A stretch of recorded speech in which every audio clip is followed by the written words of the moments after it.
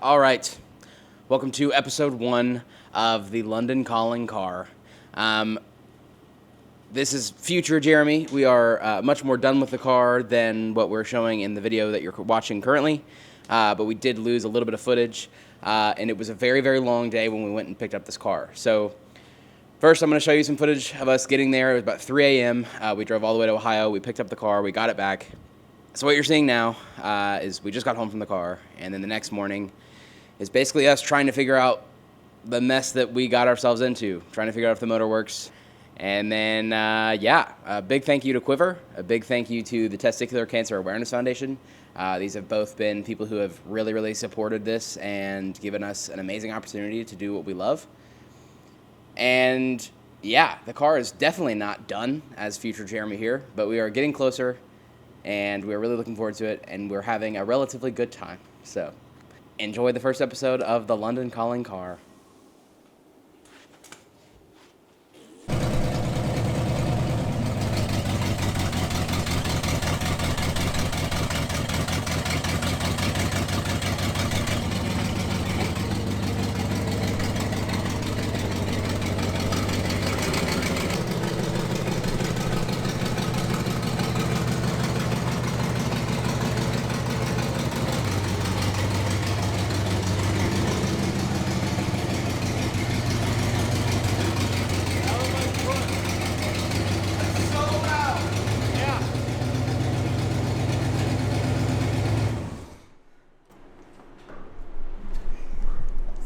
That is very loud. Took more than a few tries to get it started. We got it started, and now it's in the garage. Yes, indeedy. Oh, God. All reliable. What are we naming her? That is a good question, my friend. Naming her Dumel? No. I don't care what Josh thinks. It's been a long day, so this is all we're going to leave you with, and we will see you in the morning when we start to take a deeper dive into what problems we got to deal with here. Well, we know we need a battery. Yeah. Maybe some spark plugs. I don't know. I can't wait to find out. I can't wait to find out either. Good night. Hello, everybody. It is the next morning. We are all well rested. The car is here. We have a battery charger on it. It took more than a few tries to start it last night. So today, I don't know exactly. We got a lot of work to do on this thing, right? So I don't know how these episodes are going to be divvied up. I don't know what we're going to be doing in each one. I don't know how long they're going to be. It all depends on the final product and what we find out that we have to do. But today, the goal is to find out everything that's wrong with the car, get a big list of everything we need to replace, everything we need to fix up ourselves, everything we need to buy. We're getting the whole thing planned out. We have a general rough budget on the wall, but obviously it's hard to figure out exactly what that is without having the car in hand. Not that anyone could fit this car in their hand. Yeah, we barely fit it in the shop. No. So we're about to do a compression test. We don't think we have a socket that's long enough or deep enough to get a spark plug out. So we'll see on that. But yeah, so today is a general, what do we need to replace with the car? What's good enough? The answer is nothing. Nothing is good enough on this car. No, we have had some pleasant surprises. The interior is better than we thought. The trunk is not as big as we thought, which is crazy because we had big plans for the trunk, and it's a little trunk, so big plans don't work in little trunks. But yeah, so today is just a general rundown. But we're gonna do a compression test first, and then we're gonna kind of walk you through the car and the plans that we have for the car. But yeah, let's get started on the very first project car of Half Torch. And what a project it is, because we don't know anything about these kinds of motors. I don't even know what a carburetor is. But that's the fun part, man. We're gonna learn how to do that stuff. Luckily, Devin knows how to do it. Both of our dads know how to do it. Yep. It's just not something that either one of us has ever messed with, but you know, I understand how they work and what they do. I just don't know how to rebuild one yet. We do know that the intake manifold and the carburetor are wrong on this motor. So that's one of the first things we got to order up is that, and the air cleaner. Look how small that air cleaner looks on there, man. It's so tiny for this giant engine bay. Mm-hmm. But there are some leaks and stuff that we're going to take care of. We're pretty sure the radiator leaks, like a pinhole or something. But I got to drive it, so no big deal. Anyway, I've already driven one, so yeah, whatever. Dude. I let him drive last time. Whatever, dude. But yeah, I mean, we already had to jump start it once, so the battery's at 100% according to my battery charger. So if it doesn't start now, we know that it's a different problem. He did say that the positive was just hand tight on there, so we need to tighten that down and see if that might be the problem, which would be really nice.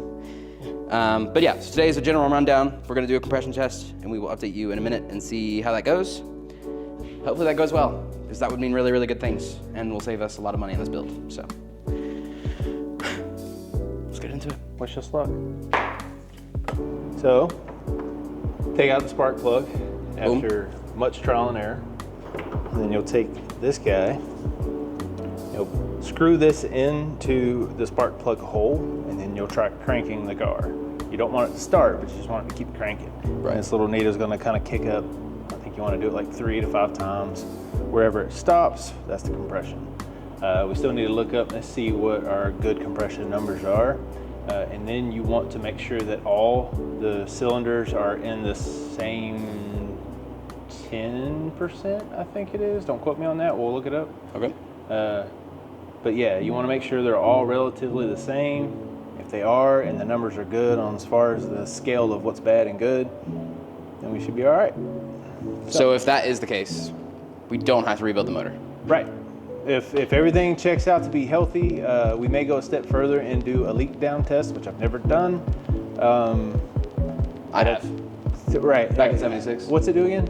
Well, you check the leaks. Oh, The okay. drop leaks. Yeah, right? Yeah, you drop the thing, and then if it leaks, then it drop leaks. Man, I'm so glad you know these things. Yeah. Anyway, yeah, so we're gonna Yeah, do it. see if we can get this fitting off of here. Might have to use some of our Knipex stuff.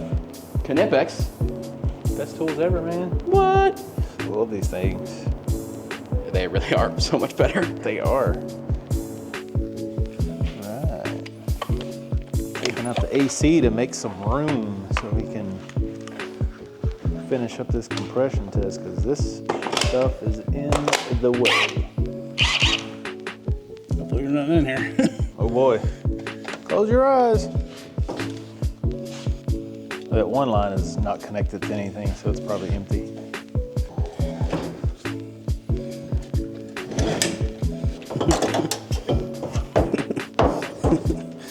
Just want it to come out of there. Just go over here for right now. There we go. Perfect. So much more room. And then this bracket will also come off of here. Ooh. Go for gold. You ready? Yep.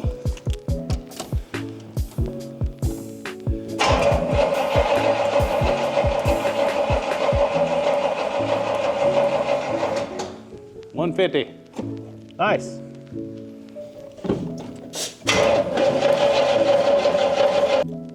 Like 140. Still good. Yeah. Yeah, man, it was definitely bad for the car because the further back you get, the darker the plug is. Yeah, 130 on that one.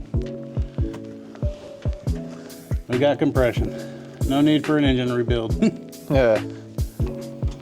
So yeah, when he comes in, we're gonna tell him we have a dead cylinder, just to mess with him, because that's the kind of friends we are. Right, Enzo? How you feeling, boys? Do you want the good news or the bad news? Or do you want the bad news and the bad news? That's 35. That was 35. It's only one, though. We're down a hole, which means the engine needs to, at the very least, come apart so we can see what the issue is. I'm willing to bet it's either got a ringland failure or a bin valve. Is that something that we can change, or does that take a rebuild? It's a rebuild. It's a rebuild. Whole car. Yep. Can't do one, you gotta do them all. Yep. Dang, this all looks so Yeah. So that's why he's thinking it's like a ring gland failure or a bent valve or something like that, because everything else is fine. So it's just got to be that, which sucks. So probably have to do pistons if it's ringlands, valves if it's valves, head job. So might as well do it all, And that's like $2,000. roughly. Ladies and gentlemen, yes, we're filming. Nice. Because the engine is fine. Like, we were just messing with you. It's all an elaborate ruse. Yeah. We've been waiting forever just to mess with Honestly, I was hoping you'd be a little more Yeah, emotional like- wrecked right now. you. Suck at this. So yeah, the engine's fine. We don't need to do a rebuild. It's actually 135. Yeah, so everything's good. Yep. Oh, are you serious? Yeah, it's compression's fine. good. Yeah, we were just messing with you. Beep. Beep. Thank the Lord, dude. I was like, man, that really sucks because everything was looking up. But yeah, so the engine's good. Nice. That is such good news, actually. Yes. Oh my gosh.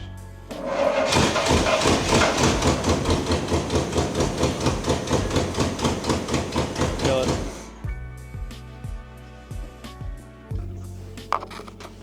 All right.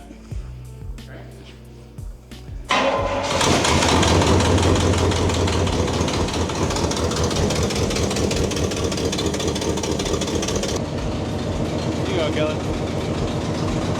This thing sounds like shit.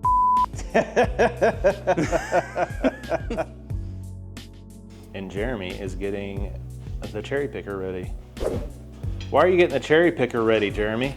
Because I used to pick cherries when I was little, and I've got an extra Okay. piece for this. So we're gonna pull this motor and trans out so we can back this guy out of here and clean up all this, and then we're gonna repaint the entire engine bay. We got a whole new suspension setup coming. We're gonna be using a whole lot of this stuff. What is that stuff, Matt? That's Blaster, my man. PB Blaster.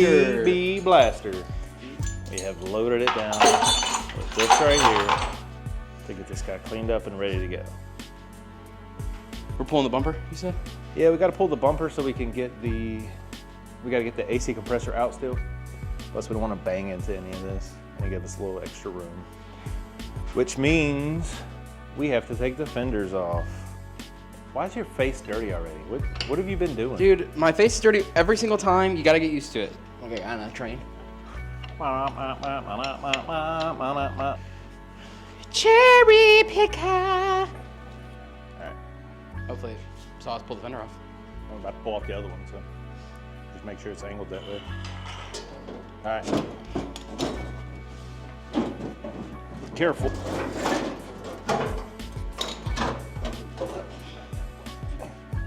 Very nice.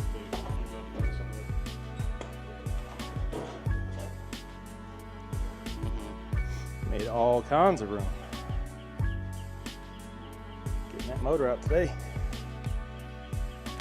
Trans a little bit. I'm gonna give her the old swing and see what happens.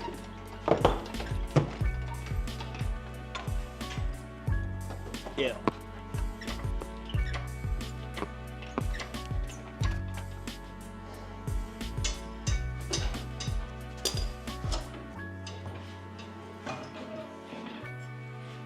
All right, need a piggy mat. Got wet it is behind here. I'll do it. First person stop. There's probably a lot of stuff we're gonna take off. We're not put back on anyway. Did you just flip it? Yep. All them wires will probably get rid of all that. Yeah, like I said, we got the whole wire.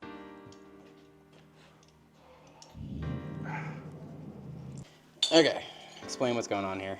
Yeah, so we pulled the timing cover off just to kind of look things over. The chain is just loose. The tensioner isn't tight. The bearing on the tensioner is really wallered. So I'm kind of glad we took this apart. I think we're just going to go ahead and pull the heads off and take a look at the whole engine. It's worth doing at this point. So get back to you with that. Yep.